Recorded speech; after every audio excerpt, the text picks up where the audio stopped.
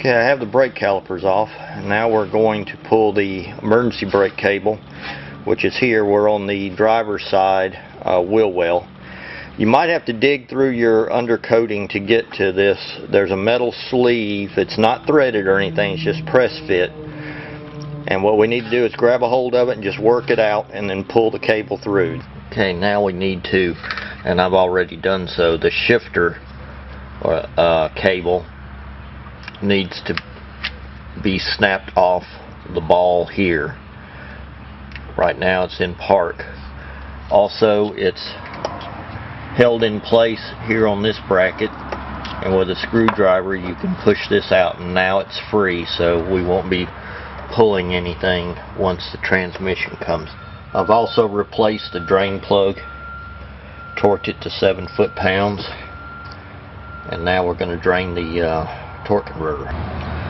Okay, like I said, if you've taken the drive rod connection to the flex plate loose at the motor and backed it up, you can simply spin with your finger the torque converter until the plug is visible through the window, and take that plug out. It's a 5mm Allen, just like the drain on the pan. Also, on all the transmission lines that you have loose, I'm going to put freezer bags over that and Ziploc bags, because you don't want any trash in those lines. After it drained, I moved on to removing the connection to the rear sway bar. That's a 17mm bolt. It needs to be counter held, so you've got two 17mm, and there's one bolt per side. Okay, we're starting to remove how the forward arms are attached to the body. Now, a lot of people, and in fact Dwayne and also the manual tells us to remove this cam bolt and then just pry the bushing and the arm out. I've done that before, but I've also removed the whole bracket, which is held in by 3 17mm bolts, and they are what appears to be a fixed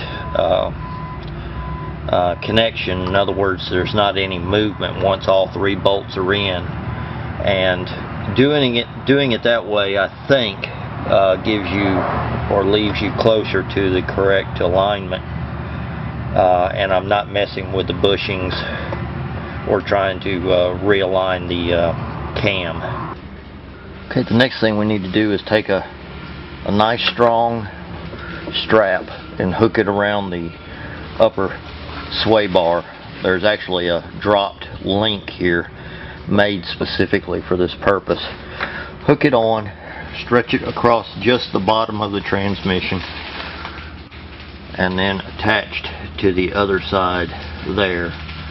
Give it a little bit of slack. Well, maybe that might be a little bit too much. Let's tighten it up a little bit. And this way, when we start removing the bolts that actually hold the whole thing up, you'll have a controlled descent as opposed to an accidental drop. I've also gone ahead and removed the 19mm bolt here, and on the other side that actually holds or connects the middle part of the axle to the body. And now we're going to work on the outside. So right now the only thing holding the axle up is 4 outboard bolts. As I'm taking the 2 17mm bolts out at the top of the axle there, I'm actually, with the strap holding the whole assembly up from the transmission, I'm going to use a jack stand to keep the axle from torquing from the unbolted side to the bolted side. So I'll leave this jack here as I take out this last bolt, then move to the other side and remove those 2, and then remove this jack then, and it should just be suspended by the strap. Okay, so now we're going to remove the 4 2 per side 17mm bolts here that hold the axle at the ends up onto the body. Okay, as you can see, I'm down probably 3 inches now.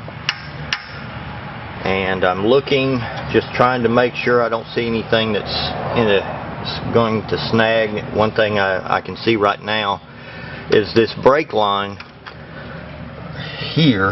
Let's see if you can see it here. I've had this out before, and my fitting that held this brake line on this bracket was dry rotted. So what I did is I took fuel line and sleeved the brake line, and it was a nice tight fit when I pushed it back in this clip area, and zip tied it. So, but it's attached to the body, so I'm going to have to cut.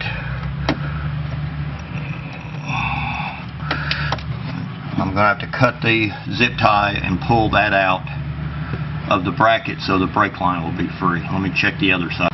Okay, same thing with the other side, the same location. So if you haven't already, go ahead and make sure that the brake line is free. It's not attached to the body. Okay, also make sure we're back inside the car. Want to make sure that the electrical connections that we pulled loose have been inserted through the hole. You don't want those hanging up, so make sure that you're clear there.